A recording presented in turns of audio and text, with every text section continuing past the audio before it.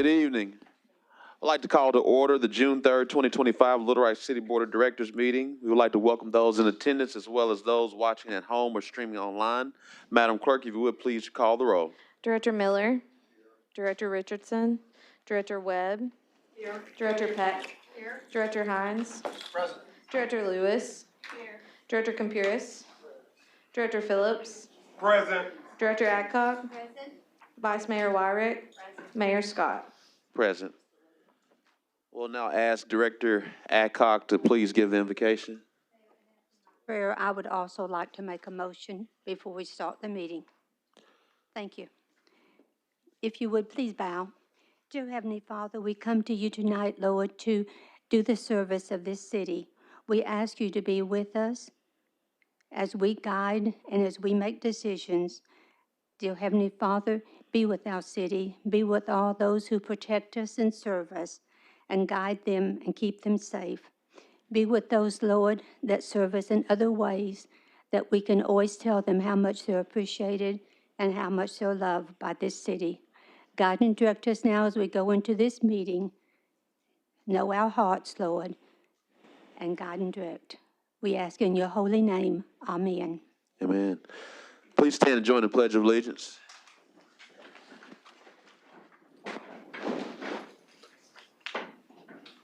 I pledge allegiance to the flag of the United States of America and to the republic for which it stands, one nation, under God, indivisible, with liberty and justice for all.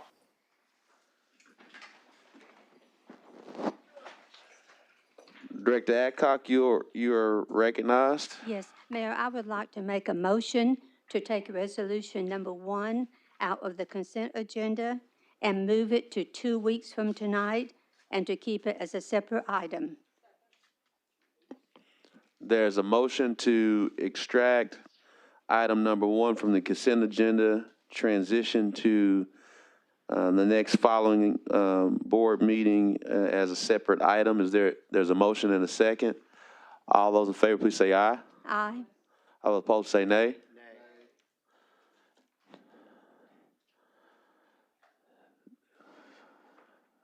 All those in favor, please say aye. Aye. All those opposed, say nay. Nays have it.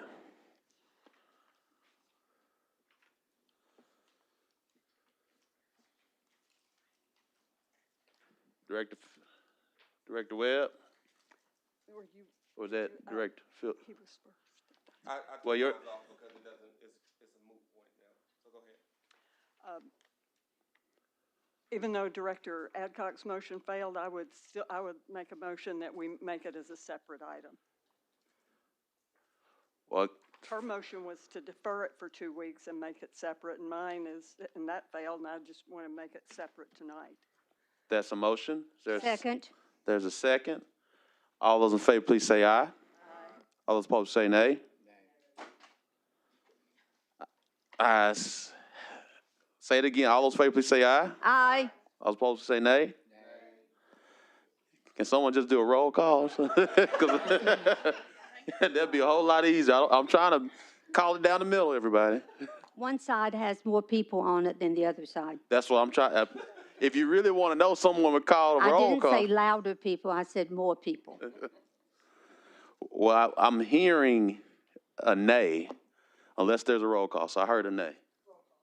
There's a roll call from Director Webb. Director Miller. Director Webb. Director Peck. No. Director Hines. No. Director Lewis. No. Director Compuris. Director Phillips. Yes. Director Adcock. Yes. Vice Mayor Wyrick. Yes. It's 4-5. So it fails, so it remains on the consent agenda. All right, Madam Clerk, if you read the consent agenda. Tom, it didn't have to have 6. Mayor, we have a presentation. It didn't have to have 6. Oh, thank you. We'll have a presentation for our age-friendly We commission. only had 5.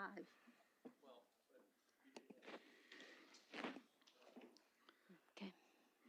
All right, thank you, Mayor. Thank you, City Directors. I am Blake Tierney. I am the Chair of the Age-Friendly Little Rock Commission, elected to that position just a few months ago. So happy to be here to be presenting to you all. What we're going to be doing today, give you a bit of an introduction to who we are and what we've been up to, give you some data on Little Rock as an age-friendly city, share our 2025 to 2028 action plan, which is just approved this summer, which is very exciting, and introduce you to our current commissioners and our priorities. So as many of you know, we started from the CareLink Fitness Center closing back in 2018. This was a center dedicated to older adults in the city. A mayoral task force on aging was started by Mayor Stodola in 2018, and they presented the recommendations in 2019 to then inaugurated Mayor Scott and the city board at the time. Those three recommendations were to open a senior center, establish an age-friendly commission, and join the AARP network of age-friendly states and communities. Happy to report that progress has been made on all of those, or all of them have been done. So, first up, the commission was created by ordinance in February of 2019. And the responsibilities laid out in ordinance were to study the demographics of the city by age, identify the needs of older adults, age 55 plus in the city, figure out levels of services and infrastructure to access them, determine gaps and ways to address those gaps, and make specific recommendations to the city. You all, as a board, approved funding for the senior center in 2022 and have continued to approve extensions and things of that sort. So renovations started last month at Center at University Park. The commission has been part of providing input on the center. We'll continue to do so, and we aim to build on this success to fill in those gaps for services for older adults. And then finally, we did become a member of the AARP network of age-friendly states and communities back in 2019. Ideally, it would have been 2 years to complete a community assessment and adopt an action plan, then 3 years to implement. I believe all of you are very good at math in some way, so you can tell that that is not 5 years. We have had a few things get in the way, namely a pesky pandemic. So back in 2019, we started that community engagement process and community assessment. After the pandemic, we had struggles recruiting members, getting started, getting back up. We had great leadership from our chair at the time to get us to keep moving forward. We were able to do other tasks and initiatives, including the first annual Age-Friendly Summit and Expo last year. And finally, as I said earlier, this summer AARP approved our 2025 to 2028 action plan, so we're making progress on that part of being part of the network. So giving you a little bit of data on Little Rock. So this graph, which I know you aren't going to be able to read, but I'll just explain it a little bit to you. From 2010 to 2020, Little Rock's proportion of people under the age of 60 decreased, while the people over the age of 60 increased. The older adult population is growing faster than our child population, which is a trend that we see across the country.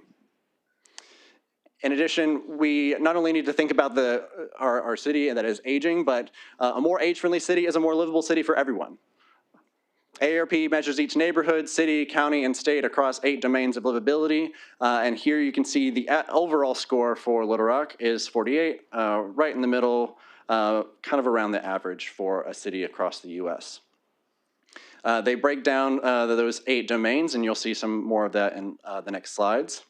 So a bit on our community assessment. I'm not going to go into the details of it, but know that almost 1,000 residents took the survey. The average age was 65. This was back in 2019. This is old data, but we were using what we got.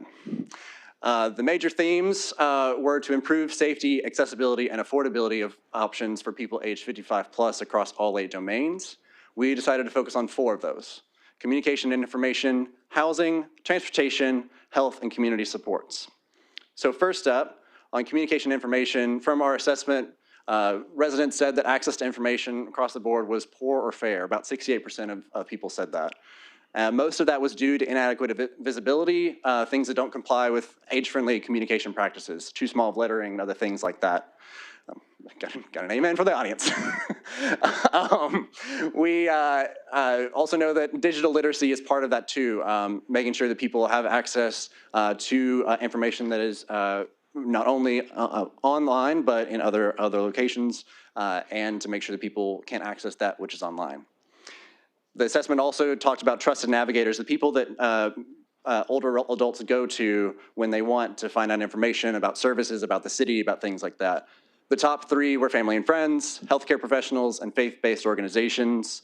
Less than 50% of people in the survey included local government. So trust needs to be built there. Next is housing, aging in place, so making sure that people can stay where they live in their communities, in their homes. Safety, security, and independence were essential in staying or not, according to people in the survey. People found it very difficult to find affordable, quality, and trustworthy contractors for home modifications and repairs to stay in their homes. Neighborhood proximity and security, you can see the score here from AARP. Only 21% of respondents said they had safe parks in their community, and only 23% had neighborhood watch programs. Also on housing, we have affordability and homelessness. We have around 700 unhoused residents in the city, according to a figure that I pulled. About 20% of those are 55 or older. This is trending up, not only in Little Rock, but also across the country. So we need to pay attention that it's the population of our unhoused individuals is changing. We, of course, have our shortfall of affordable housing, and affordability, accessibility, and safe, well-maintained, low-income housing were the biggest concerns. Transportation overall was a major concern. You name it, if it's a transportation issue, it was rated poor in this assessment, whether that's streets, sidewalks, street lighting, accessibility, public transportation convenience, cycling, pedestrian options, and back to things being easy to read. Fewer than 1 in 3 respondents indicated that traffic signs were easy to read. And then finally, on health services and community supports, residents feel pretty positive about the quality of health services according to the survey, but not the language options or affordability. And only 1/3 of respondents felt positive about convenient or affordable fitness activities, wellness classes, or health services. Only 1/4 felt positive about other social activities and community supports. So that is the data on Little Rock as an age-friendly city from the assessment from AARP. We took this data and developed our action plan. It is, I believe, in front of you. If not, you'll get it. Great, perfect. So on the left, you can see the goals that we developed. On the right are our activities for each of those goals. So a lot of these are going to overlap with the things that we found. So we want to make sure that our local nonprofits and local government agencies and businesses have more age-friendly communication practices. So we'll develop a cheat sheet of best practices and hopefully develop a web page on the city website that's dedicated to our aging population, best practices for how to serve older adults, and resources in the community. We're going to empower older adults with digital literacy, so developing a guide to training and grants, growing those training options that we have, and then boosting the skills of trusted messengers. So we're going to be doing some training on that. On housing, we want to better understand housing needs and educate folks on age-friendly options. This is a lot of where we're going to focus in on home repair, training residents on how to do that, how to access, what resources are there, and hopefully developing that trusted list of contractors. We'll collaborate with stakeholders on expanding age-friendly housing, affordable, habitable housing. So building partnerships, that's a big focus of this because we know we can't do this alone. Pushing for public housing inclusion as part of that. And then we'll develop more neighbor-engaged community spaces for public safety, public gathering spaces, neighborhood watch, and more participation in neighborhood associations. On transportation, again, build a coalition of advocates. That's partly a stakeholder group, but it's also training. We want to provide training to city staff and our commissions so that as decisions are being made, age-friendly principles are part of that decision-making and older adults are in the minds of folks as they're making decisions. We want to engage neighborhoods that score low on the AARP livability for transportation, work with those neighborhoods, neighborhood associations and groups, identify needs, and then share data, set goals, and close feedback loops with city staff. We'll also equip residents with the tools to identify transportation hazards and get them addressed more quickly, a resource directory, and also doing some process mapping on how those are reported and fixed so we can find where improvements can be made in the process. On health services and community supports, maximizing that access to affordable health services. So working with the Senior Center as a hub, especially for food access, continuing with our age-friendly summit and expo and other events, increasing participation in fitness and wellness programs like the number of fitness facilities accepting silver sneakers and wellness activity guides. We'll also distribute low-cost activity rosters, and we're working on launching an age-friendly business certification program. So we have a lot of things that are happening. We're excited to finally have this action plan done. We look forward to having the support of you all and people in the public, community groups, agencies, each of the departments. Let me introduce you real quick to our current commissioners, some of whom are here. So if you are with the commission, make yourself known. You can stand if you want. Raise your hand. There we go. We have folks right here. Oh, hello, Shawanda. We are grateful for the commissioners that were appointed just a couple weeks ago. I will note that we do still have a few vacancies. Those are in wards 4, 5, 6, and 7. So ward directors, we do ask for your help with recruiting commissioners for those seats. We also have a number of partners that work with us, including Vice Mayor Wyrick. For the last couple years, it was Director Webb. We have, of course, the Parks and Recreation Department and other groups, AARP Arkansas, Alzheimer's Arkansas, COWS, and others. So just to name a few of the goals for 2025, filling all our seats. So again, directors, please help. Second, we are going to have all of our commissioners attending more board meetings. So you're going to see more of our presence here. You'll see us wearing our little badges with our logos. So say hello and ask us for our opinion on any upcoming votes. We'll make sure that we present to the board of directors not only, we'll make sure this isn't the last time. We'll be here hopefully at least once a year. We have already completed action plan, so that can be crossed off for 2025. We've also planned to meet with the mayor, each city director, and department directors. So please be on the lookout for communication from either your ward representative or from one of the at-large members if you don't have a ward representative on the commission. And then finally, making progress on projects within our work groups, particularly those for year 1. And so finally, I invite you to join us for our second annual Age-Friendly Livable Communities Summit and Expo. It is on September 11th. That is from 9 to 3 o'clock at West Central Community Center. You can scan that QR code or go to the website or call that number. We would love to have any of all of you there. And as I mentioned before, please reach out to us. If you are in the public and you're listening to this, please reach out to the commission. We want you to be involved. We want to partner with you. And we just appreciate all of your support. Thank you. Thank you so much.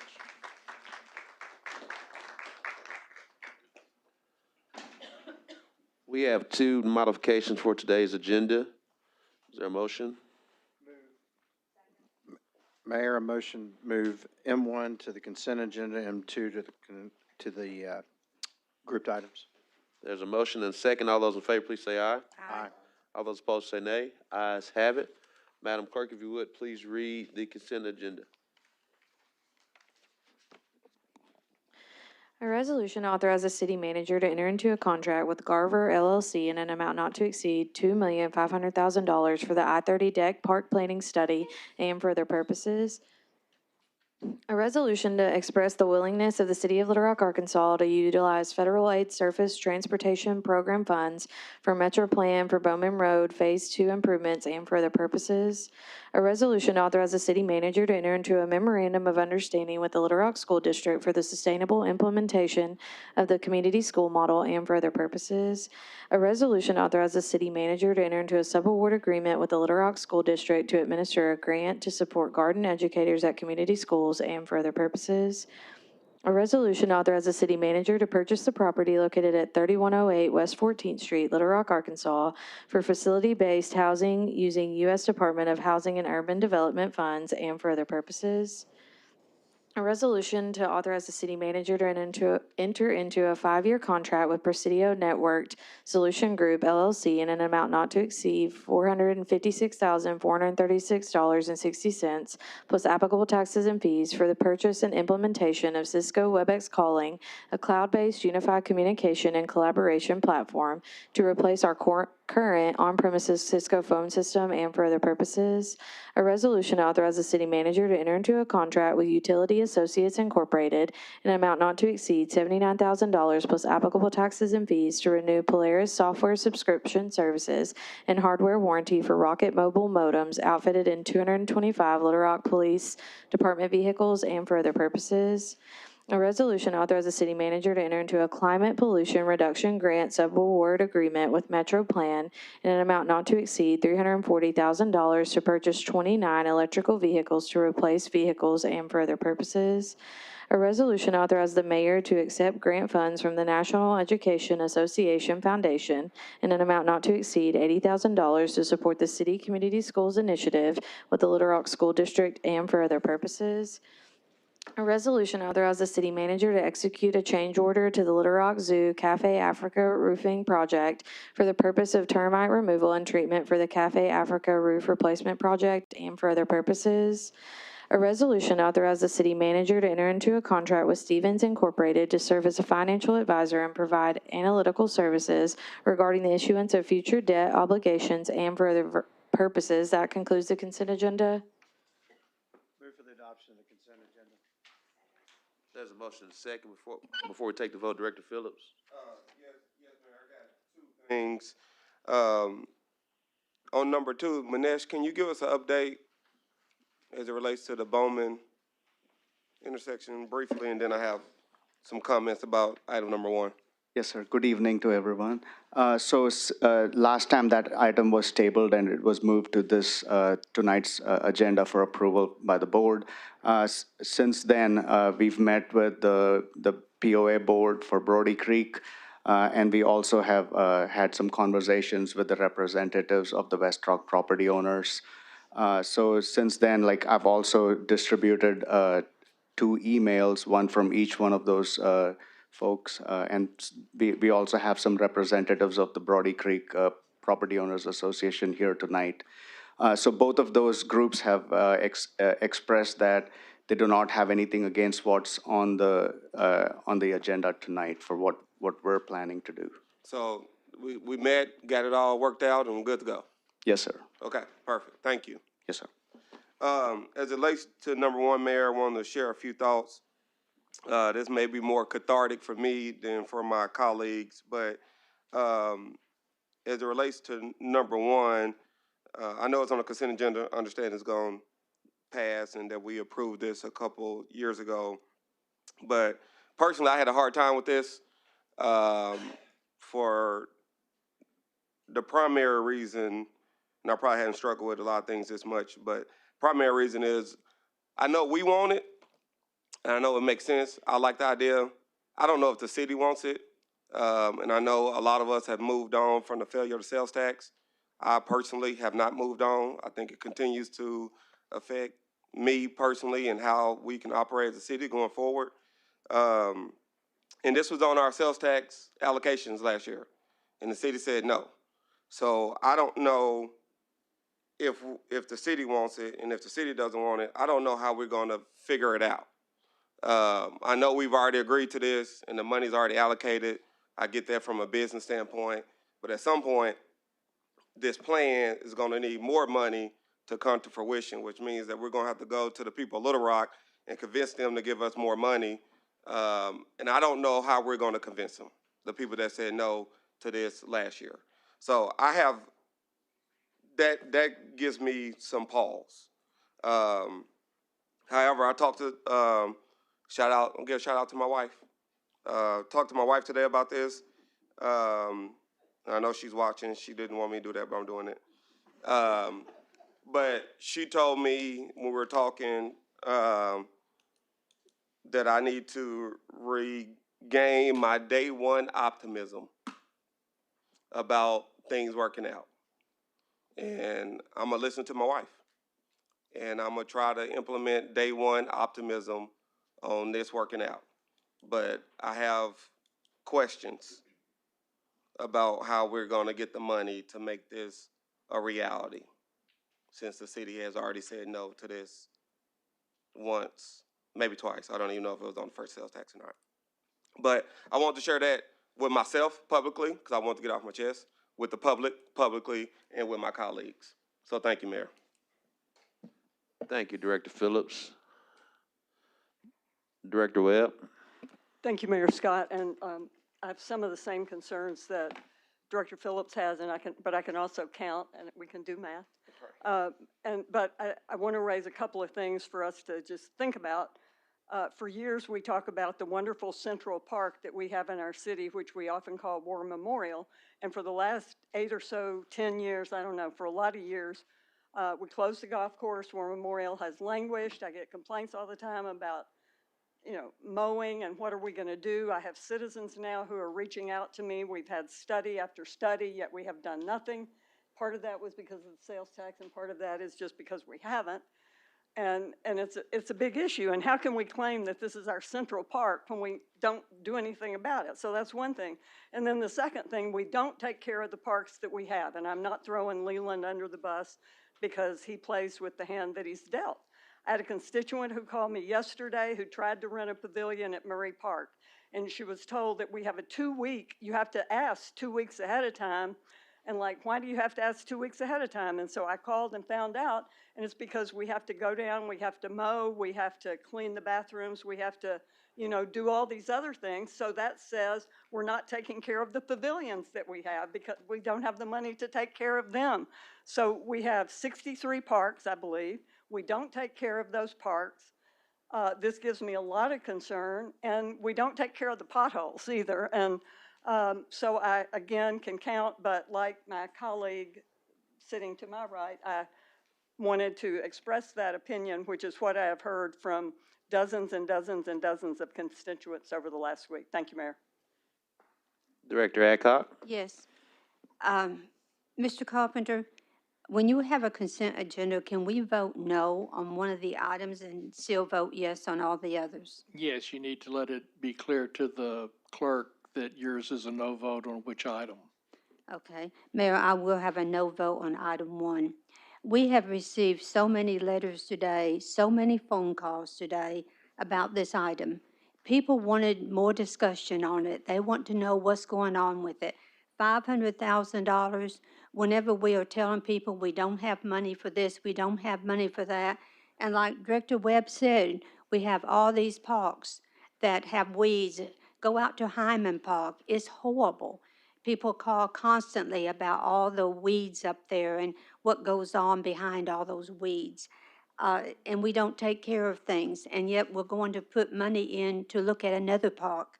But I think that what I wanted to accomplish, which I didn't, was to have this postponed for 2 weeks so that we could have another discussion with people, so people would understand why we feel like this is important, what history this has to it. But we failed to do that on this side of the mayor. And so I will be voting no on item 1 and yes on all the other ones. Thank you, Mayor. Thank you so much, Director Adcock. Are there any more questions? Any more concerns? Director Webb? Item 1 and yes on the other. All right. All those in favor, please say aye. Aye. All those opposed, say nay. Ayes have it. Consent agenda has passed.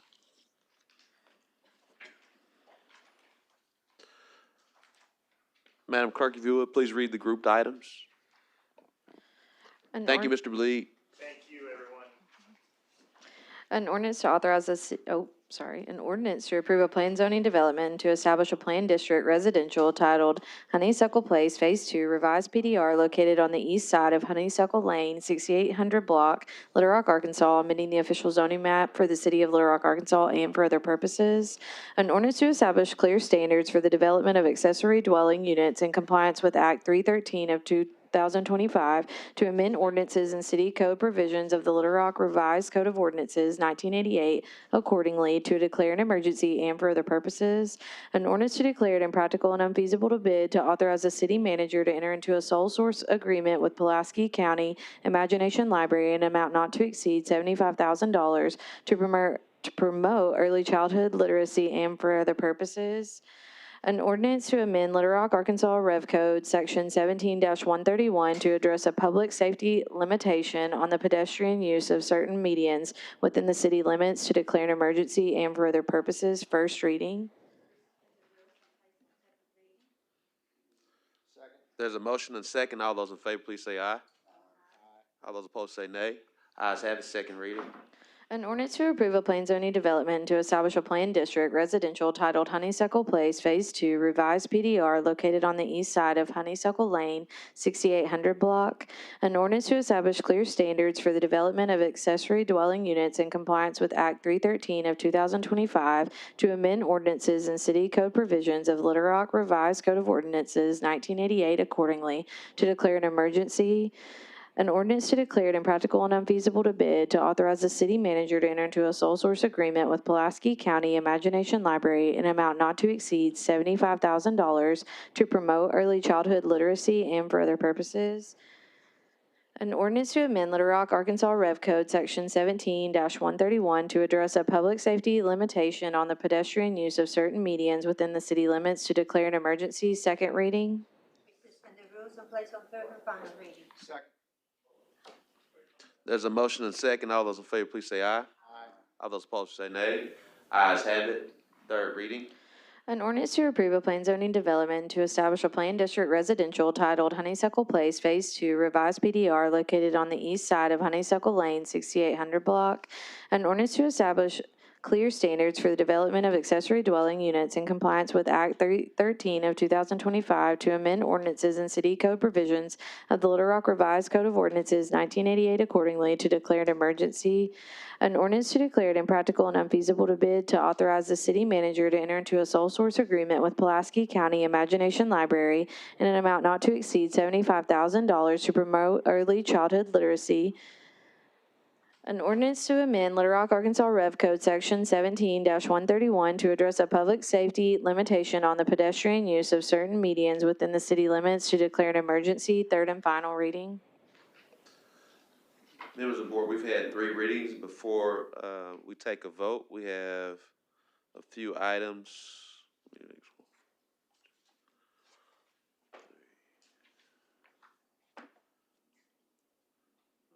That are for and against. We'll start with Sharon Boham.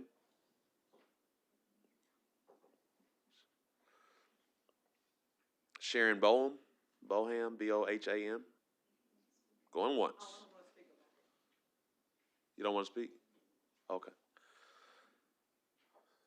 Kathy Wells, but I know she just left. Amanda Hope. All right. I am here, but I'm going to defer to Terry Lynn. She's gonna put it, Teresa Lynn, she's gonna put it in order. Okay, Angie Burt, before we. And, Angel Burt. Do you want to speak? All right. Kathy, do you want to speak for the ADU? Since you're already walking, I call her first. Why don't I do that? Thank you. Kathy Wells, speaking tonight for the ADU because we need the protection. I'd been happier if it wasn't quite such a last-minute surprise, but let's get the job done. Let's continue working on serious issues that have not been addressed, one of which is, I've said it before, I'll say it again, the emergency responder addressing. I've got a house with an outside basement door. If somebody was living there and they were trying to respond to them, it would be tough to do. So we need to be tending to that piece of business. And something else nobody's looking at is the real estate appraisal values this is going to bring. It's from everything I'm learning, which is superficial and late. These are going to be kind of low dollar, and they may pull down the values. So the happy notions of, hey, let's get this in there in the backyard and start collecting rents and doing a little profit making may stop short of the whole issue. So let's get on with all the important issues we're not dealing with. Thank you. Thank you. Ms. Angel Burt.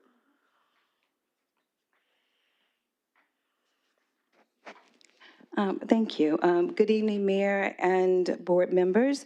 I'm Angel Townsend Burt, Executive Director of the Dunbar Historic Neighborhood Association. The state has already passed Act 313, and we respect that. The cities must now allow ADUs, so we respect that. Backyard cottages, carriage houses, in-law suites, It's nothing new. But here in Little Rock, you have the responsibility of writing an ordinance that decides how that plays out in our neighborhoods. Our request is simple. When ADUs are built in historic districts, require them to reflect craftsman and period styles so they fit the fabric of our communities. And please provide architectural drawings so homeowners and developers alike aren't left guessing.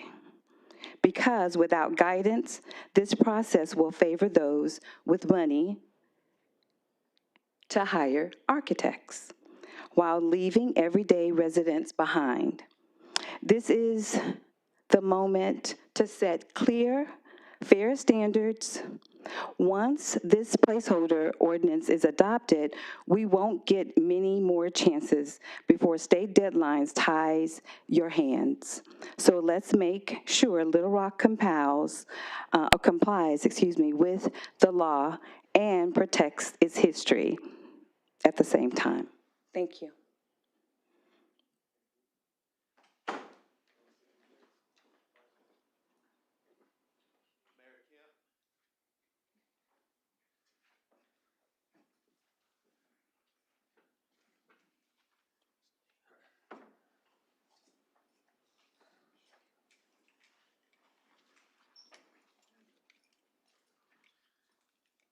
I appreciate the opportunity to be here this evening. I appreciate all of the board here for enduring what you're having to sit through tonight, and I appreciate the opportunity to speak to you. And I appreciate you too, Mayor. I'm sure you can hear me back there. This is basically the same thing that they tried to do before. It's another way to push duplexes into an area of single-family residential. The way this is written doesn't look like it actually meets the requirements of the state legislation that the backers think it does. Because as I understand it, these are going to be connected. They're not going to be separate. I've actually talked with legislators who have told me that that is certainly not the intent of the bill. And I suspect that it's probably going to be addressed again in the legislature because it's being found, it doesn't work in so many different aspects. There are at least 2 cities that have already written ordinances to keep people from trying to build this kind of structure in those areas. And again, we go back to the same thing that we had before. Shannon Hills makes this possible. It's our water tower that makes this development possible. Yeah, water comes from Central Arkansas Water, but our water tower is where the water goes to, and then it comes out of our water tower down to this development. Additionally, when we first agreed to allow that area to use our water tower, they told us that it was going to be single-family dwellings. That's all we have in the city of Shannon Hills. We'll probably have some folks that will want to do ADUs, some places in our town now, but they're existing dwellings. That's the difference too. It's not a developer coming in and building a house and what he wants to try to describe as an ADU, but really isn't. Y'all know it isn't. And it's really just appropriating our resources without us even being consulted. The developer never talked to us. No one with the city of Little Rock ever talked to us. This is the only time that we're heard at all is when we come to this board meeting whenever he tries to do something else. It's my understanding that he started work over there too before he even had a permit. Went over there and looked, yeah, he's got those lots pretty much cleared. All he's got to do is pick up the debris now that he left over there. But again, it's Shannon Hills resources that we're talking about here. can't get water to any of those homes without our water tower. Additionally, we're supposed to be getting $1,200 first. They take a copy of that receipt to CAW and then apply for their meter. Well, they haven't done that. They've known that, and they haven't done it. We're yet to get a nickel. We haven't got anything. But yet, it's our water tower that's making this possible. It was our taxpayers who are continuing to pay for the bond that paid for that water tower. And I'll tell you about one other thing. I was on the city council back years ago, whenever our city really started growing. It's about 4 or 5 times what it was whenever I was on the city council then, how much it's grown. We saw the growth coming, and we came to the board and asked, to allow us to have more homes on our wastewater. At that time, we had a pipeline that brought the wastewater to Little Rock. We were denied. The board denied us. So what we did is we got together, we did a bond issue, and we built our own wastewater treatment plant so that we could accommodate those homes up on the hill. And we built a water tower to provide water for all those folks up there on that mountain ridge. And when we were asked if we would allow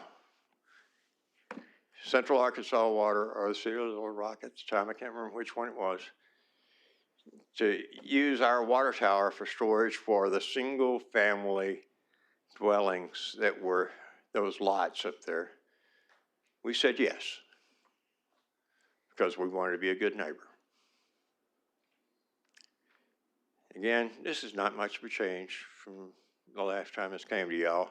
Y'all are smart folks. Y'all can see that. You can see that they're just trying to get a way around the negative decision you gave them last time.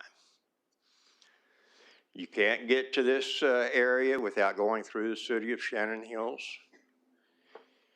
It's water provided by the city of Shannon Hills.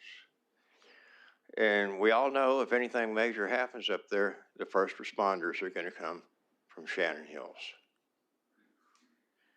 We're trying to be a good neighbor. We ask you to be a good neighbor.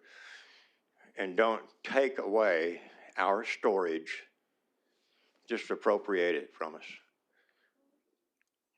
I appreciate the time. Anybody wants to ask me any questions, I'd be glad to answer them. Thank you, Mayor. Mm-hmm. No questions. No questions? Thank you for your time. Thank you. Ms. Shelley Reed.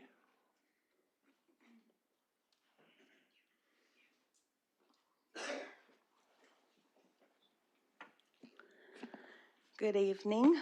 I'm Shelley Reed, and I live at 23 Mountain Vista Drive in the Vista Point subdivision on Emerald Mountain, which is the division that Mayor Kemp from Shannon Hills was just discussing. We are located on the Pulaski-Saline County line. Out of the whole mountain, we are the only street that is in Pulaski County, city of Little Rock. To get to our neighborhood, you have to drive through Shannon Hills city limits. That's why so many times that we've been here, you hear us reference Shannon Hills. I just want everyone to understand that's why, because like Mayor Kemp said, that is who we pull our resources from. I'm here again tonight to express my concerns over the proposed plans that the developer in our area is trying to pass off as ADUs. We all know that they are, in fact, duplexes, plain and simple. We went before the zoning commission in opposition of rezoning Vista Point to R4. They voted it down. It was appealed. We came before this very board. You all denied that request. This developer then thought he would be able to use the new House bill to skirt these rules and get his way. It's my hope that this board will once again stand by the decision and enforce this new law as it was intended when it was written. We can all acknowledge that it is a poorly written bill. We all could put things in that bill that should have been clarified. The loopholes that could be found in that, we could be here all night discussing those. But we also have to acknowledge that we know the intent of the bill. It was to allow accessory dwelling units on properties with existing homes. I am not against ADUs in certain situations. If a family member needs assistance, sure, enclose the area of the main home. If a homeowner wants to make ends meet, they need some additional revenue, sure, build that small home in the backyard of the existing home and rent it out. But to build these as a connected unit in a single-family neighborhood with the sole intent to rent them as separate units, that can't be accepted. I mean, there's no reason that should ever be accepted. I've read this proposed emergency ordinance from front to back and back to front. Quite honestly, I don't even know how to ask you to vote. I don't really know if I'm for it or against it, the way that everything seems to be so vague. With the community feedback open until the 23rd, and then the community hearing scheduled for the 25th, would it not be better to hold an ordinance until after you hear everyone's feedback? I mean, we should have that opportunity to express, because this is a citywide situation. And if the ordinance is put on hold, shouldn't the granting of permits for ADUs also be put on hold? If the permits can't be temporarily halted, then maybe we should pass, or you all should pass this proposed ordinance. I'm not really understanding what our situation is. The definition of a duplex is a building with two separate living units, often found as side-by-side townhouses or stacked apartments. These units share a common wall and typically have their own entrances. No matter how anyone wants to construe it, what this developer is proposing in our particular neighborhood would be considered a duplex. If building a single family in a single family neighborhood, then the unit, how are they supposed to sell it? How are they supposed to rent it? If I'm gonna buy a home, I'm not gonna say, okay, well, I'm gonna buy this big portion of this home, but this little portion that's connected, no, I don't want that, let's sell that to someone else. No, that should be, you sell it as a whole, you rent it as a whole, and then you as the new owner or the tenant, you decide what you want to do with the ADU. You rent it as a whole or buy it as a whole. It is a single family home. It's not designed for two families. Just on a side note, when we were here on August 5th, I did mention to the board that this developer had started clearing 8 lots. I questioned the permits. Mayor Scott told me that there had been a stop work order issued earlier that day. That did not stop him. The engineering department has made numerous trips. They've given verbal warnings. They've given written warnings. I'm just curious, do the laws not pertain to him? I don't know that you all would have been so generous with me if I just decided to go rogue and do what I wanted to do. Is it considered okay for him to beg for forgiveness instead of asking permission? That seems to be the motto here lately. So from building duplexes and calling them ADUs to clearing lots without permits and being allowed to do so with no consequences, that's what's bringing us here again tonight. So I just ask that you really consider the ordinance, because I do think that it would be best to delay that until after you all have the community feedback that you can review. Do you have any more comments? Thank you. Ms. Teresa Lynn? Is that the last card? Yes. Okay, I have a comment after her. Got a few people before you. Good evening. My name is Teresa Lynn. I live on Vista Point, 35 Mountain Vista Drive, Alexander, Arkansas. As Mayor Kemp and Shelley Reed said, you've got to go through Shannon Hills to get up to our neighborhood. I would like to discuss the ADUs that are trying to be built by Chase Calhoun. If Mr. Calhoun builds these ADUs on these 10 lots, that he plans to clear that he's almost cleared and receives the approval, this would put our subdivision in harm's way. According to the 2021 Arkansas Fire Prevention Code, Volume 1, I have here, Fire Section D107, one or two family dwellings states that that where the number of dwelling units exceed 30 shall be provided with two separate and improved fire apparatus access roads. As you know, in our neighborhood, we have one road in, one way out. We are surrounded by the woods. As we have stated before, there is only one way in and out of our neighborhood. So if Mr. Calhoun is allowed to build on those 10 lots, that would put us over the 30 dwellings. So let's take a look back at the fire that happened behind Walmart on South Bowman. This led to an emergency response. Businesses in some neighborhoods were evacuated.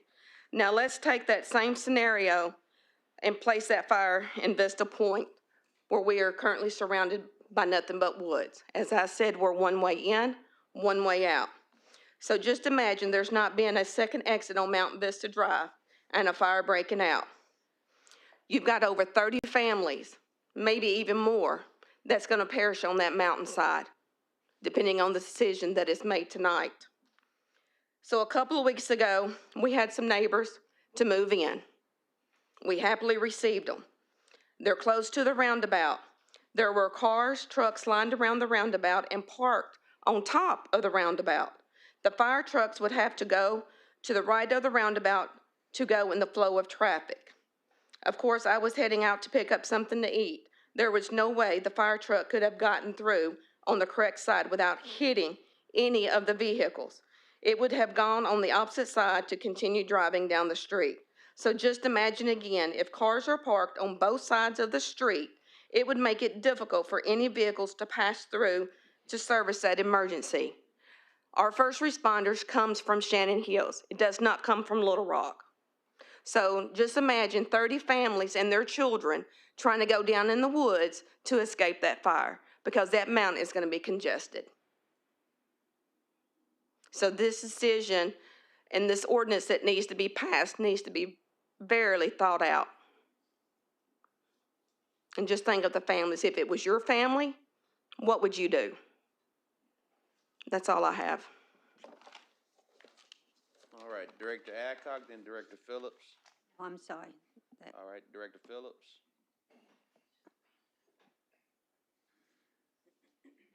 Thank you, Mayor, and I want to appreciate the folks for coming to speak. Had a couple questions for staff to give some context. First, for our city attorney. Tom, I understand the legislature passed legislation related to the ETJ and limited what we can do in the ETJ. How does that, or does it impact what the folks who are here talking about tonight at all? We have no jurisdiction in the ETJ anymore. And the legislation that passed on the ADU, this ordinance basically puts the definitions into our code. So we're basically just making sure that our zoning code is coming into immediate compliance with what the statute requires. So, and that's what I'm trying to get at. So from not only with this ADU legislation, but the ETJ legislation, I hate to use this idiom, but the city's hands are limited on what we can do to address some of these concerns that these folks are requesting. Is that fair? I would say the General Assembly in its wisdom has cut off our ability to react. Okay, I just want to make sure I understood that and make sure that the people understood that we're, no matter how this turns out, a lot of this is not on us, if I'm understanding our city attorney correctly. Is that correct, Tom? Yes, sir. All right, thank you. And Could you say that, Tom, could you say that again? Yes, sir. Just want to make sure it's clear. And Brad, I just want to have you to address the question, two questions. One about the mention of the timeline, and I think we extended the time for the comments as it relates to this, so if you can address that. And then let's just start with that. Sure. Thank you very much, Director Phillips. We have been doing community engagement for the past month or so. We've had a survey out, we've had focus groups. We still plan to have a community meeting next week about this. Staff feels that this is an issue that we can continue to talk about for years to come. I mean, I think that there's a misconception that we have to have anything we do by the first of the year is set in stone. That is not the case. The mandate for us is to be reflective of the state law into our code, because the way that staff feels is that a healthy development environment is a predictable one. We don't want something, because right now we have a code of ordinances that says one thing and a state law that says a completely different thing. So that can cause confusion. We're asking tonight for the most strict interpretation of Act 313. And I think all of this sort of hinges on in the state law, and this is on page 3. If you're looking at it, it's also line 20, number 8. We cannot impose more onerous development standards on an accessory dwelling unit beyond those set forth in this section. I'm not a lawyer, and Mr. Carpenter can agree or disagree with me, but to me, I read this to mean that the strictest standard that's set forth in this bill is the strictest standard that we can apply in our ordinance, and we cannot go over that. And so that's why the ordinance we're setting forth tonight is reflective of the state law. Okay, understood. I appreciate that. And then there was also a comment about permit issuance and the timing of those. Can you speak to that? Speaking about Mountain Vista, is that what Right, you're... yes, but I guess specifically as it relates to Mountain Vista. Sure. So just the timeline of that, the developer, without a permit, he went up and he began clearing what equaled to about 2.5 acres on, I believe both sides of the road. That would have kicked in stormwater management. He did not get a clearing and grading permit.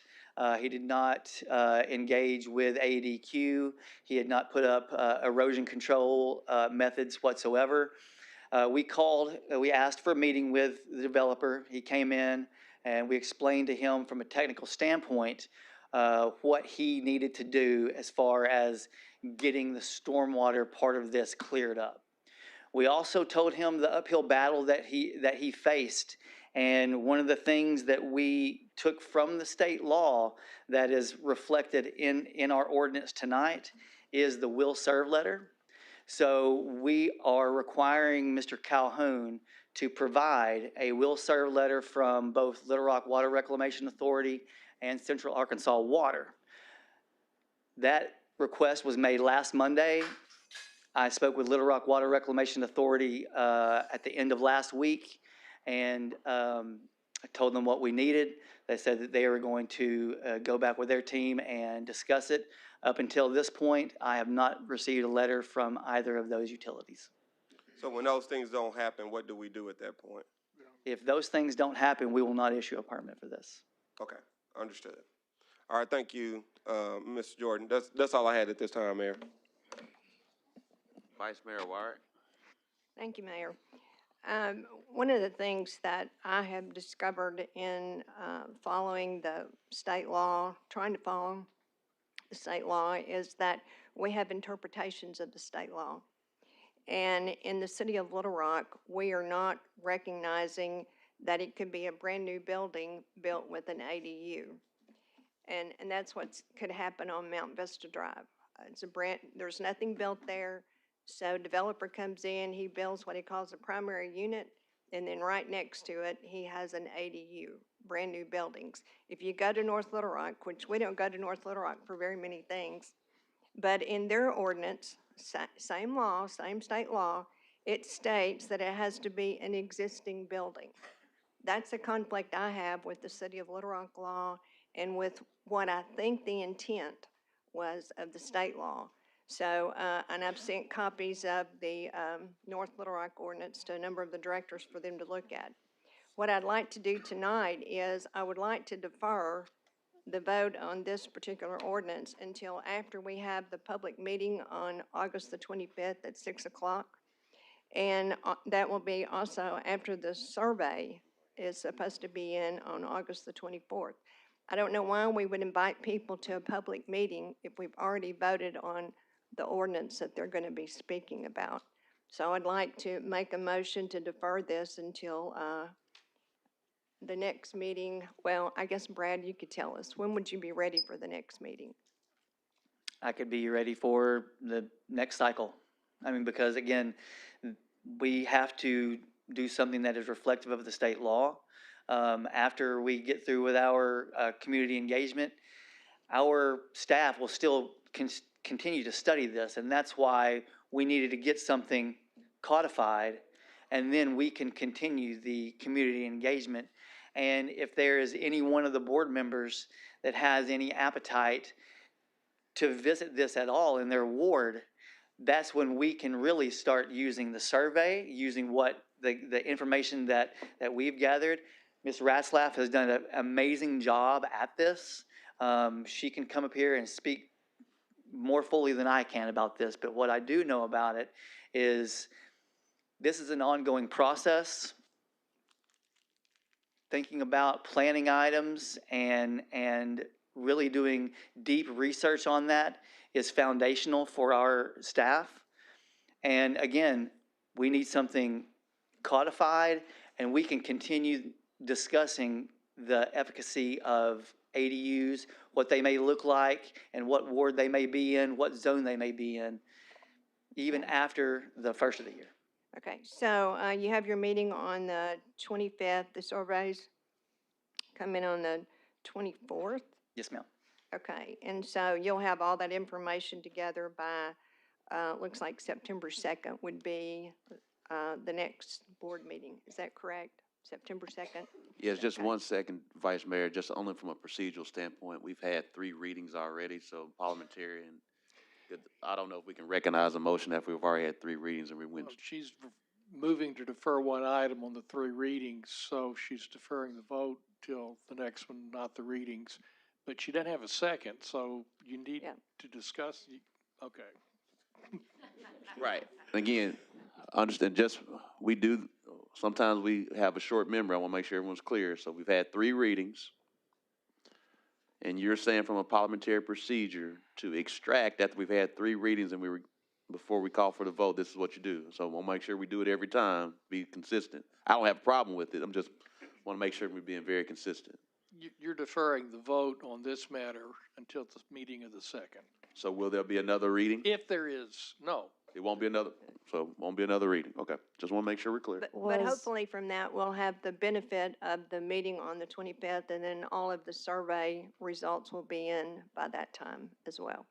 Sure. Hopefully, Hannah will have it all compiled as to what individuals have said across the city. Yes, ma'am.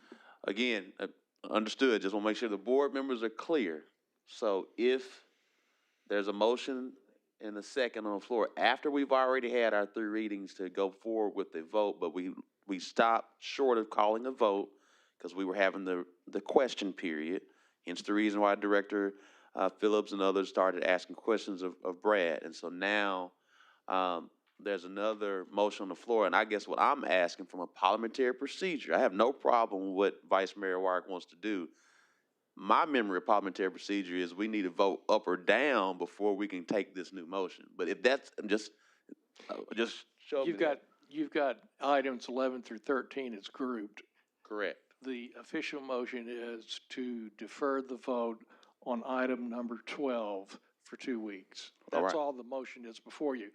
If the motion passes, then you will vote on items 11 and 13. Gotcha. And then, for clarity, again, I want to make sure, if Vice Mayor Warrick's motion passes, then item 12 would not need to be read, it would just need to have a vote. Yes or no? Yes. That's all, gotta make sure. Well, I would hope we could have some discussion based on what Brad has gathered.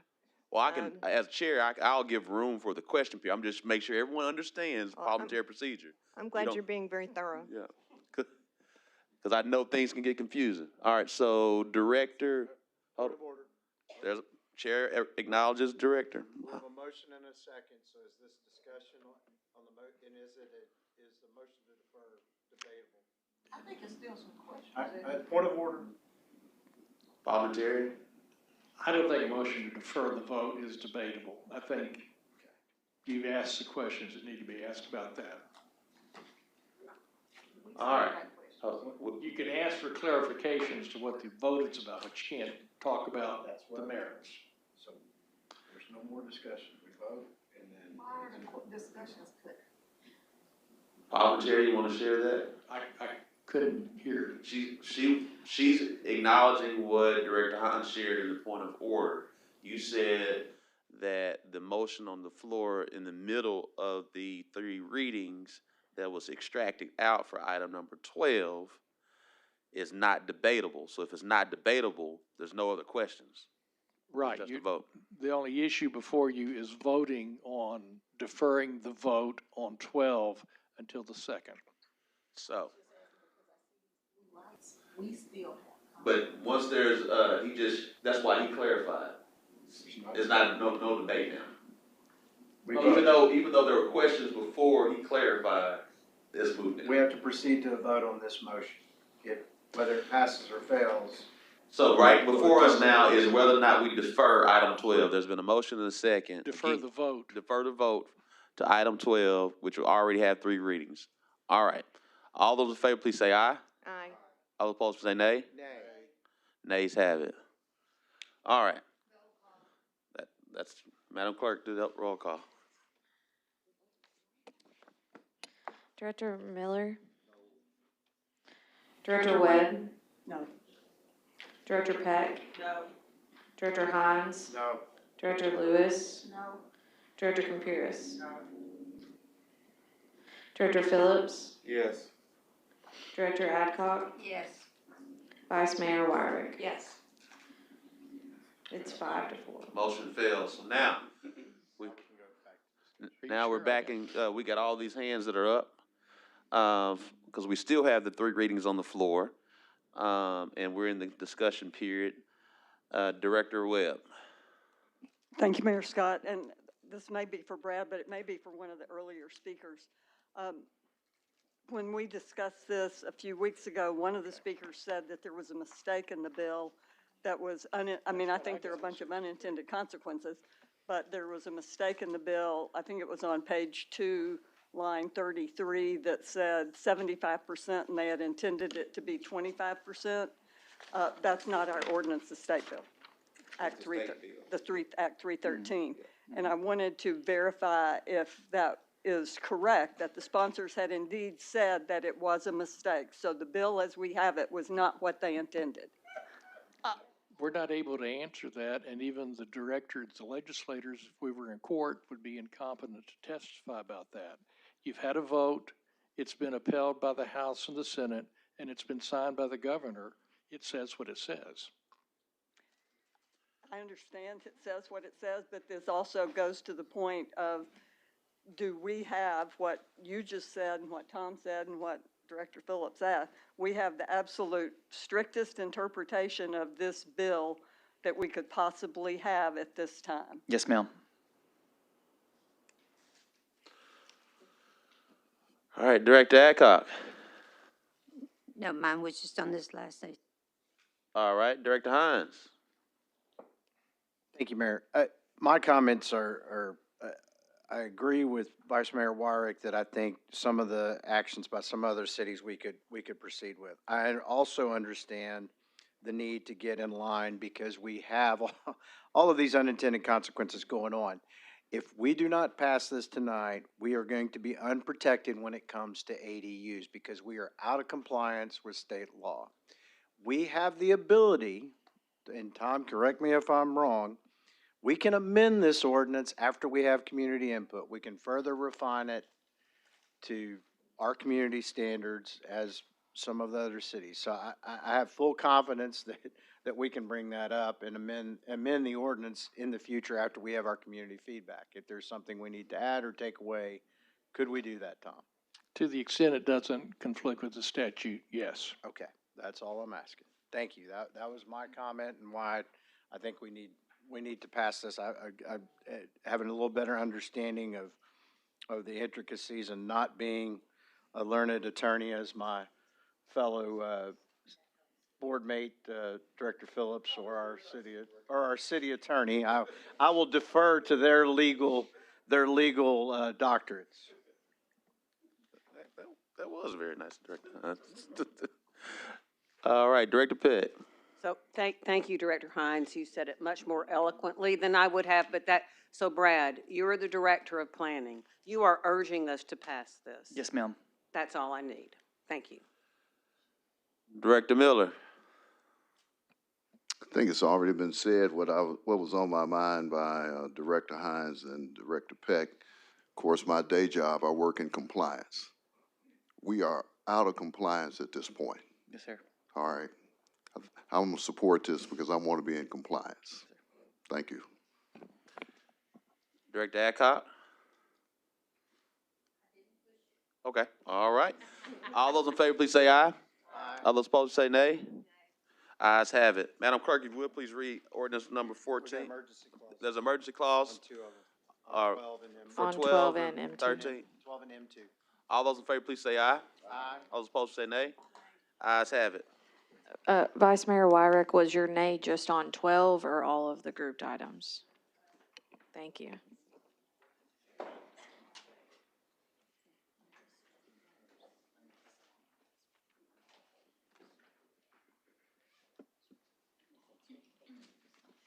All right.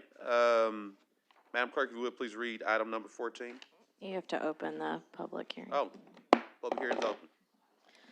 An ordinance to approve a plan zoning development to establish a planned development residential titled Orndorff Number 2 PDR located at 1522 Hanger Street, Little Rock, Arkansas, amending the official zoning map of the city of Little Rock, Arkansas, and for other purposes. First reading. Second. There's a motion and a second. All those in favor, please say aye. Aye. All those opposed, say nay. Ayes have it. Second reading. An ordinance to approve a plan zoning development to establish a planned development residential titled Orndorff Number 2 PDR located at 1522 Hanger Street. Second reading. Suspend the rules and place on third and final reading. There's a motion. Is there a second? Second. All those in favor, please say aye. Aye. All those opposed, say nay. Ayes have it. Third and final reading. An ordinance to approve a plan zoning development to establish a planned development residential titled Orndorff Number 2 PDR located at 1522 Hanger Street. Third and final reading. Members of the board, we've had 3 readings. We have 3 to speak, and as well as the applicant has an opportunity to speak if he or she would like. Ms. Charlene Riggs.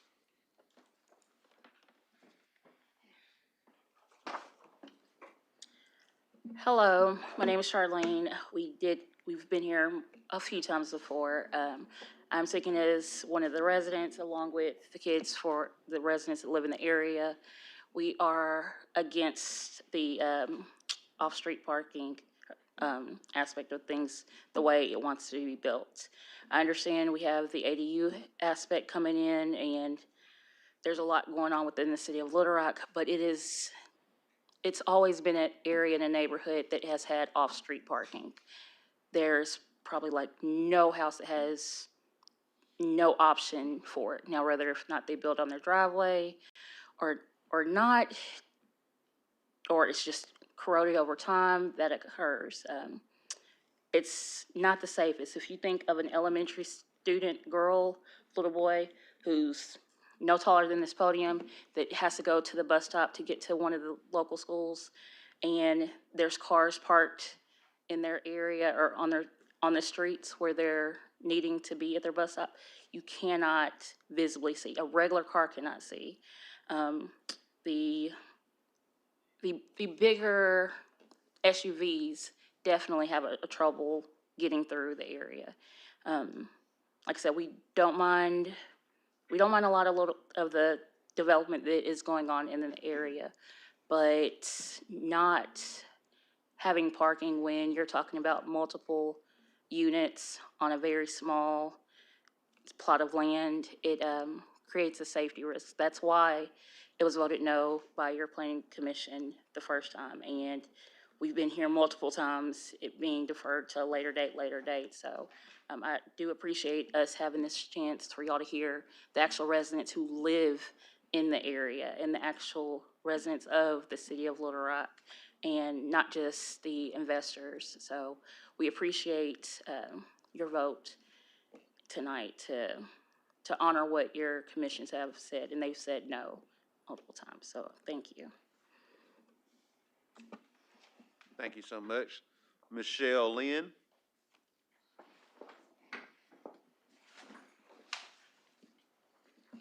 Hi, I did not plan on speaking today, so I didn't really have much prepared. I agree with my neighbors and my community not having a driveway and being forced to park on the street. It's going to create problems. And I know that the developer has mentioned that he believes having more cars on the street will create slower traffic. But there's a lot of high-speed chases through that area, and we have ambulances and fire trucks and school buses going through, and there's kids in that neighborhood. Those cars are not going to protect them. They are going to become projectiles, and they're going to be hiding spots for a kid. I already have the neighborhood children coming through the property that I rent because it is the safest path for them to get to the bus stop. And I know that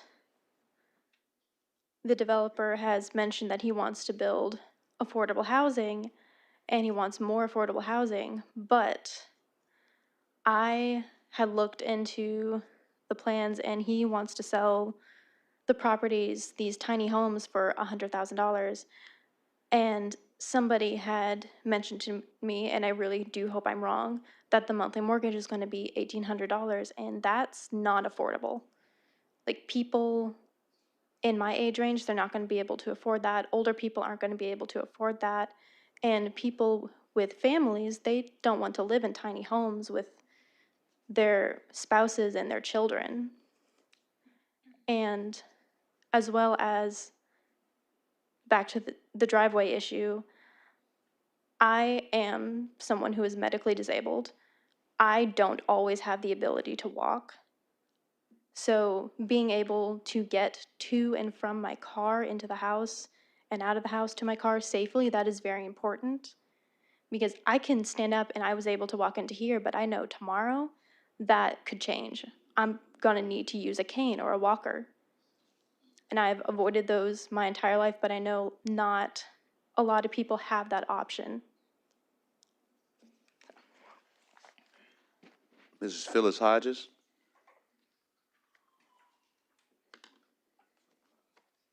Then after Ms. Hodges, it'll be the applicant. Then we'll take the vote. Good evening, everyone. Mayor, Vice Mayor, distinguished panel, and I'm looking over here. I've never personally met the city director. Hello, sir. City manager. Oh, my. Praise God. You all, I got something to say, and this is real serious. But before I say it, here we go again. Everybody that's representing 1522 Hanger with the vote of no, the few of you, could you please stand up, everybody other than Mama Rose? Mama Rose, you don't have to stand up. And these are just a few of the neighbors. Mom has her hand up, thank you. Have a seat, please. I want to start out by saying, a long time coming. As a professional, I'm standing here and I'm coming from my heart. We ask you all time after time. When I say you all, right now I'm talking to Director Virgia Miller, our representative. We really need you to hear us. We need your vote of no. But not only you, all of the directors. Why you for sure is because We are taxpayers, we are voters, we are homeowners. We rallied really hard for a director to hear us and be in our corner. This here plea is regarding safety issues. You've heard a couple of individuals tonight, but like I said, a long time coming. We've been asking and asking, open it up actually for you all to come to the neighborhood and see what we're talking about. I will leave you all some pictures of all of these cars that's parked all over the place, and you never can tell if it's going to be morning, noon, or night. I'm going to also leave you a petition with additional names that has been added, but this is the sad thing I'm going to leave you all, and I get emotional when I'm getting ready to show it to you. Can you all see this? Do you know what it is? This is a freaking bullet. We're talking about 1522 Hanger Street. My mom and I, we go and we walk every morning. And for you to walk in the neighborhood not knowing what you're going to run into, this is not the first, but I wanted to show you all. And I'm going to leave it with you because the last time I stood up here, I said, go pull the records. You will see why in this neighborhood, why a lot of traffic, because the police is called on a regular basis. Not only that, but when emergency vehicles are called to the neighborhood, a lot of times they can't pass because of all of the traffic. You heard about the children passing, going from one area to the next area, but again, it can be unsafe because of all of the traffic. Mama Rose is here again with me tonight, and every time I stand before you all, she will be right here because she has been in the neighborhood for over 45 years. So I'm not talking about me as a businesswoman, me as an author. Put that to the side. I'm talking about me as a citizen, me as a daughter. I'm talking about we've been living in that area for a long time. So a developer, a person that really don't know but may think they know, let me tell you what happened today. I had a visitor, and I had a visitor by the developer. He came to me today. He wanted me to see the property that he was building. All that's fine and well. We're not talking about beauty. I'm not even talking about the size. I'm talking about safety. We're talking about building 4 tiny homes and no driveways. It makes no sense. Put yourself in that position. It's unfair, but I know without a shadow of doubt, you're going to put yourself in all of our positions and you're going to vote the right way because, again, Director Jordan, him and the commissioners, they know right from wrong. They've already voted no. They know the danger of this. And I thank them. And I thank the team, because we're not talking about one street, we're talking about the entire community. So I appreciate you all listening to me. Again, you all have a bullet tonight, you all have a petition, and you all have plenty of pictures. Thank you so much. Thank you, Ms. Hodges. Mr. Orndorff? Good evening, Board. Thank you for this opportunity tonight to share this project. I'm going to start out first introducing myself. I'm Mike Orndorff. I'm a home builder. I live in the neighborhood Petaway. Petaway is the neighboring neighborhood to Hanger Hill. It's a part of my interest in investing in Hanger Hill and helping continue the development of Hanger Hill because I'm raising a 4-year-old and a 7-year-old in the neighboring neighborhood of Petaway, and it just makes sense. They're getting coming of age, going to be riding their bikes alone soon, and I want them to be able to have good and safe travel if they want to go down to the river or go down to East End or Fidel's in East Village, et cetera. So it's part of the long-term goal to have good, strong neighborhoods all side by side. With that said, I am a home builder. I've done a little bit of commercial. What you might not know about me is that I've also worked with some nonprofits in building affordable housing. So I'm not like just a tourist and just like, let's try out some affordable housing for the first time. I worked with Jericho Way. We built 8 affordable houses together. And then also we have a nonprofit, CDC, Little Rock CDC, that was really a big part of the early development in Petaway. And I worked with them in building 2 houses for income-restricted buyers. Additionally, I built 19 sub-600 square foot spaces that people live in. They were accessory structures, they were accessory dwelling units. Some of them were single-family homes that people live in. And then one of them is the tiny home. It was one of the first that I built, and it's in my backyard. 3 of these smaller structures are actually on the block that I live in, and then the rest are all in the neighborhood that I live in. Additionally, I wanted to share with you that we've also built 3 one-bedroom houses and sold them to the market. So this isn't a complete experiment. Where this project pulls a lot of different concepts from a lot of different things that we've already been able to accomplish. I've shared with you a PowerPoint. If you'll just turn on the first page, so the project objectives. We're trying to increase inventory of attainable housing through lower price 1-bedroom homes. Right now, the average new home in Little Rock is 2,200 square feet. Additionally, we're trying to close the first-time homebuyers age gap. Currently, the first-time homebuyers' average age is 39. Back in the 1960s, it was 26.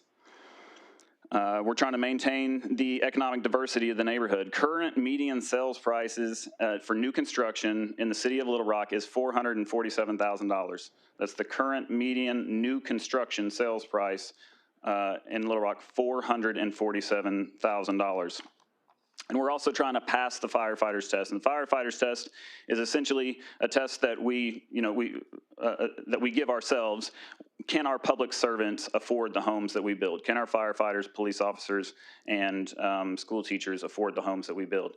And generally speaking, they make between $50,000 and $60,000. They would not qualify to buy a home that is $447,000 or above. Additionally, the goal and objective is to build 4 1-bedroom, 1-bath small homes around 600 square feet, sell them for $100,000. And just to clear up some confusion, and I think it's some misinformation. I can't say exactly what their mortgage is going to be. It's going to depend on what interest rate they might get, what bank they use, how the loans are structured. But generally speaking, you can finance $100,000 right now for around $750 per month. So take, for instance, someone who might live in the Villa Marie. There are hundreds, probably thousands of individuals who live downtown currently in 1-bedroom apartments. A general number for rent in a 1-bedroom apartment is about $1,000. So when we're thinking about who's going to live in a small home? Well, someone who's already living in a small apartment, but they're just paying $1,000 to live there, and now they get to be a homeowner. Sometimes crossed my mind. There were a lot of different things that we were discussing here at this meeting tonight. Blake was talking about housing needs for our elderly, and then we were talking about how the sales tax had been passed, and what other ways are there to increase revenue? And obviously, including the constituency, building up our sales tax by building up the population. building up. I know that we don't get that much of the property taxes, but we get a little bit. So let's, if we can get more houses, build up the property tax revenue. And Little Rock has a competitive advantage with respect to infill development. Like we have more opportunities to build, to use our imagination really, that other competing cities, they don't have. They don't have 8,000 empty infill lots that they can put a higher level of density on that is, allowable in, at least in R4. So, I mean, this is, this is an opportunity to accomplish a lot of the goals that the city was, some of the problems that the city was having tonight. For instance, the ADU issue on the state level, like that was the state's, like that's their attempt at addressing some of the housing needs in the state. So housing isn't just an issue in Little Rock or my neighborhood or downtown, which I don't know if you guys remember in the master plan, like we have 97% occupancy rate downtown in apartments. That's really good. That's basically 100% because you always have people moving out. That 3% is just frictional in occupancy. It's like trying to get to 0% unemployment. It's impossible. You're always going to have people moving in and out of unemployment. Same thing with apartments. Like we're at full occupancy downtown. People want to live downtown, but we need houses, and we need houses that people can afford. So the street parking issue. This is, I understand this is a very tough issue. I think this is probably the issue that if we took off the board tonight, we would almost all entirely agree, with the exception of a few people who might think that it's a little too dense. But we would be a lot closer in that. I understand that. I do want to clear up some misinformation. This is not this isn't Mike Orndorff gaslighting you. Street parking is the safer option in neighborhoods like ours. I personally street park. I do it in a way to calm traffic. I get my neighbor who lives across the street. My son's best friend lives across the street, and he actually parks in front of his house, right in front of my car, and we create a pinch point because other parents who are just in a hurry to get their kids to Rockefeller Elementary are kind of flying down the road. But when we both park on the street, we create a pinch point, and it naturally slows down the traffic. Additionally, y'all have heard this all before. I hate to beat it to death, but it creates a steel barrier. It is a layer of protection for my children when they're playing on the sidewalks in the front yard. But I'm not gaslighting. You don't have to take my word for it. You can ask John Landowski, our pedestrian, and he works for the city. Thank you. I'm so sorry. Street parking is safe, it's legal, and it's free. This is an opportunity for me to, and it's not like I'm looking to increase my profit margins. I can pass on these savings to the buyers, get the price lower, and make it that much more affordable. Concerning safety, so it's a public safety and cost savings.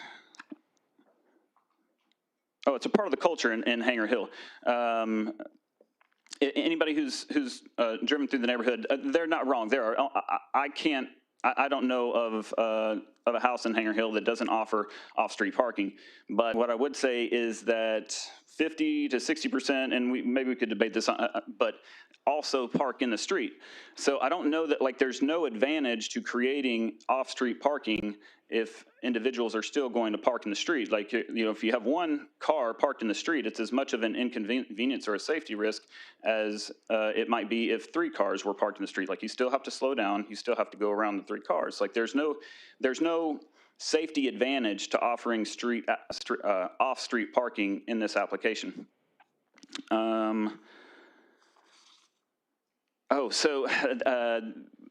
The reason the planning department, I don't want to say the reason, I'm gonna share with you what I believe the reason. The planning department makes recommendations to you guys based on the code and zoning that they have in place. And currently zoning requires 1 off-street parking per dwelling. And so because I didn't meet that code, they recommended it for denial. So I don't want to say that, like, Brad doesn't have Director Jordan, best friends, we're best friends. I don't want to say that he doesn't have a personal position and that he wouldn't oppose this, but this is, as a department, they're basing their decisions based off of the code and zoning that they have currently. As as for the Planning Commission, it was on the consent agenda, and I had the flu that week, and it just didn't get discussed. But I don't know if you guys were able to watch this last meeting. We're discussing a similar project in Petaway currently, and there was discussion. I mean, we're still working through how to get the trash out of the backyard, but I don't want you to read that as the Planning Commission is, openly or unanimously opposed to this. I think you guys received a letter from the Vice Chair who would encourage you guys to have an open mind about this because he wishes he would, given the opportunity, have an open mind about this application as well. I suppose that's most everything I want to say.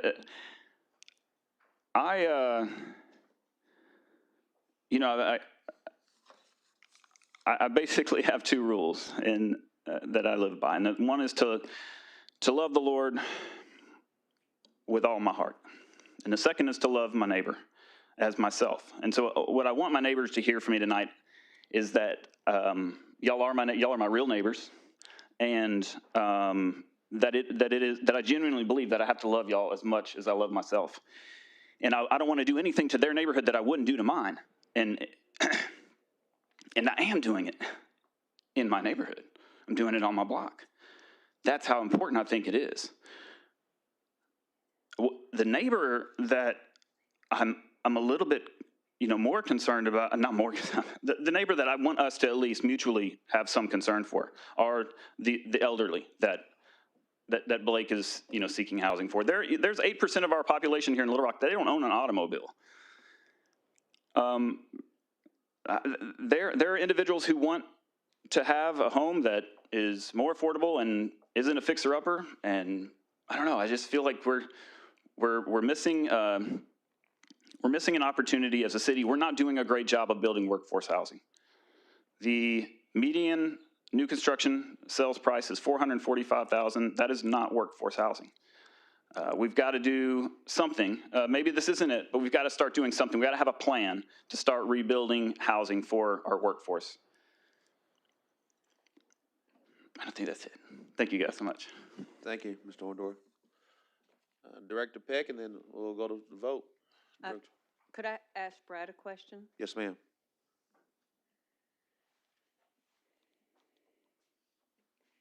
Thanks, Mike.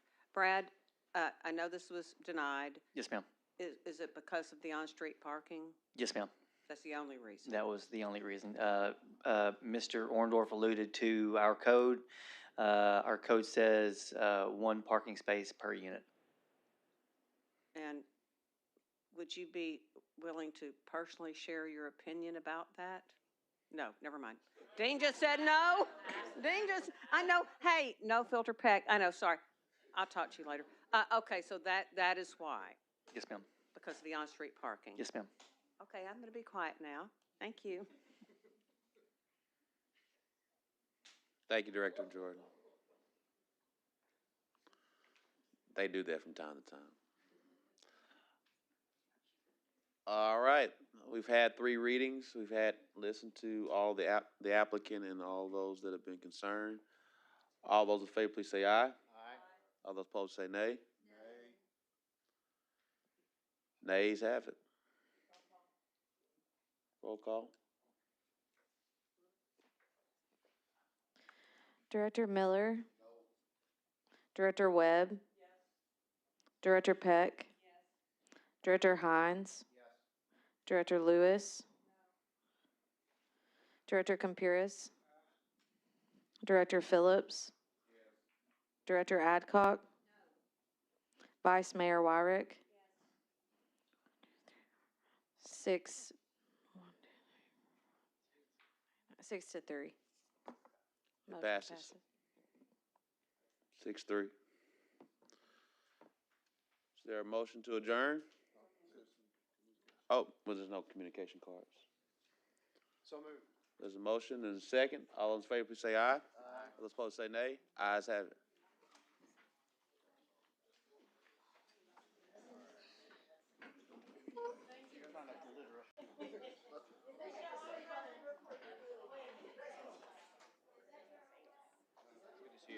you too.